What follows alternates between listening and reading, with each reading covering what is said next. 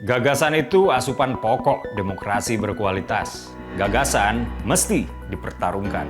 Yang terbaik akan menang. Semakin banyak politik gagasan mengisi panggung, politik identitas tak punya tempat bernaung. Simak Gagasan UKI. Assalamualaikum warahmatullahi wabarakatuh.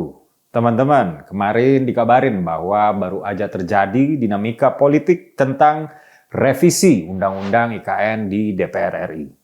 Secara spesifik, para wakil rakyat membahas apakah usulan revisi Undang-Undang IKN tahun 2022 akan terlaksana dan masuk ke dalam Prolegnas 2023. Mengutip kantor berita CNN Indonesia, revisi Undang-Undang IKN ini akan berfokus pada pendanaan dan pengelolaan barang milik negara. Hasil dari pembahasan di parlemen tersebut adalah revisi Undang-Undang IKN masuk ke dalam Prolegnas 2023. Partai-partai yang setuju Undang-Undang IKN direvisi adalah partai pendukung pemerintah, antara lain PDIP, Gerindra, Golkar, PKB, PAN, dan P3. Sementara partai yang menolak pembahasan revisi adalah partai oposisi, yaitu Demokrat dan PKS. Nah, sedangkan Nasdem, partai yang gak jelas posisi politiknya di banyak hal, memilih untuk abstain. Nah, itu tadi sekedar konteks, bahwa IKN yang banyak menuai pro dan kontra ini prosesnya terus berlanjut. Tapi banyak di antara kita yang gak paham tentang kenapa ibu kota itu harus pindah. Di video ini saya akan membahas urgensi pindah ibu kota RI. Lebih spesifik lagi, saya akan bahas kenapa DKI udah nggak bisa menjadi ibu kota negara. Nah, disclaimer dulu ya, saya adalah seorang demografer. Karena saya seorang demografer, maka perspektif saya tentu saja perspektif demografi. Teman-teman, kita harus paham dulu bahwa pemindahan ibu kota bukan memindahkan Jakarta ke tempat lain. Pemindahan ibu kota itu berarti pemisahan antara pusat pemerintahan dengan pusat ekonomi dan bisnis. Seperti misalnya Wellington, Auckland di New Zealand. Juga ada Washington DC, New York di Amerika Serikat, Sydney, Canberra di Australia.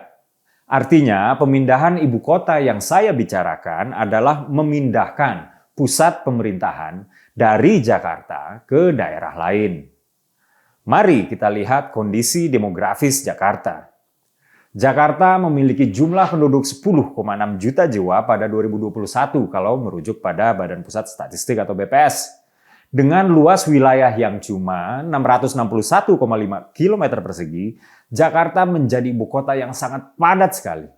Singapura sebagai perbandingan, kepadatannya adalah 8.029 orang per kilometer persegi. Sementara Kuala Lumpur di Malaysia, kepadatan penduduknya adalah 7.388 orang per kilometer persegi.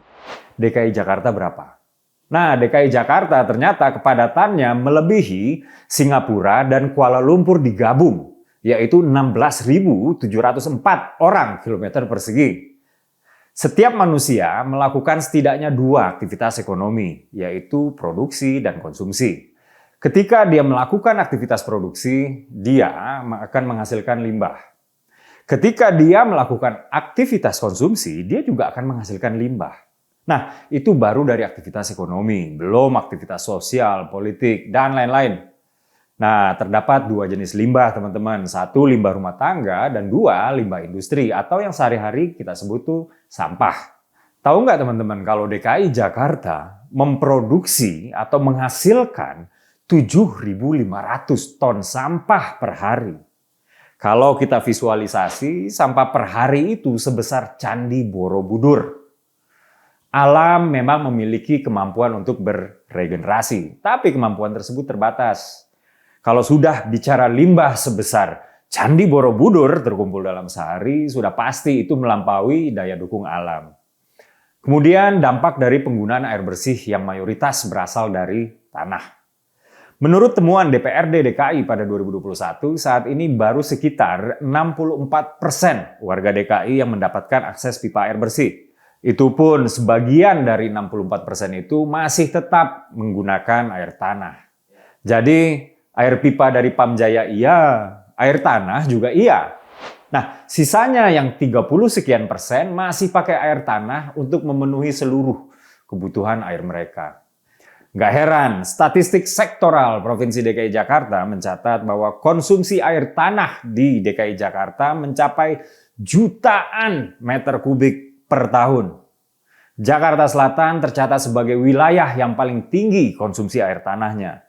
Pertama, karena Jaksel adalah daerah dengan kepadatan penduduk yang tinggi. Kedua, karena distribusi pipanisasi yang kurang merata. Berbagai lembaga riset menguap permukaan tanah di DKI amblas 6-11 cm setiap tahun. Sebut saja BPPT, Tokyo Institute of Technology, hingga Universitas Indonesia membuka tabir ini. Di samping perubahan iklim juga menyebabkan permukaan air laut naik. Gak heran dong, Jaya Arif Nasruddin, Direktur Utama Perumda PAM, perusahaan air minum, mengatakan bahwa dengan eksploitasi air tanah yang berlangsung terus-menerus ini, diprediksi 90% wilayah Jakarta akan tenggelam pada 2050. Sebuah prediksi yang sama juga sering ditampilkan oleh para ahli yang lain. Singkatnya, dengan DKI menjadi pusat pemerintahan dan pusat ekonomi, DKI menanggung beban kependudukan yang luar biasa hebat. Hal ini sudah berlangsung sangat lama sekali. Saya nggak ingin kita terjebak dalam subjektivitas politik dalam pembahasan ini. Misalnya, wah ini semua gara-gara gubernur A, wah ini semua gara-gara gubernur B. Nanti bisa kabur substansinya. Nah, untuk selamat, yang jelas DKI butuh solusi yang radikal. Nah, pertanyaannya, kalau IKN dipindah, sejauh apa dampak kependudukannya buat DKI? Merujuk pada buku statistik aparatur sipil negara, terdapat 978.652 ASN dari pemerintah pusat. Asumsikan para ASN ini memiliki keluarga, satu pasangan, bisa istri bisa suami ya, dan 2 orang anak. Maka kita sedang membicarakan penduduk sebanyak hampir 4 juta jiwa. Ini hampir separuh dari total penduduk DKI yang 10,6 juta jiwa. Apakah seluruh ASN ini sebaiknya diangkut ke ibu kota baru? Kalau cuma mikirin beban kependudukan DKI Jakarta, mungkin iya. Tapi kan nggak cuma itu yang mesti kita pikirin. Bagaimana dengan daya tampung IKN baru, ini mesti diperhatikan juga. Belum lagi bicara pendanaan. Semakin banyak penduduk yang harus ditampung, semakin besar dana yang harus disiapkan tentunya. Makanya pemerintah menyiapkan opsi skema-skema yang memungkinkan untuk menampung para ASN, keluarga, perangkat pendukung, dan pelaku ekonomi.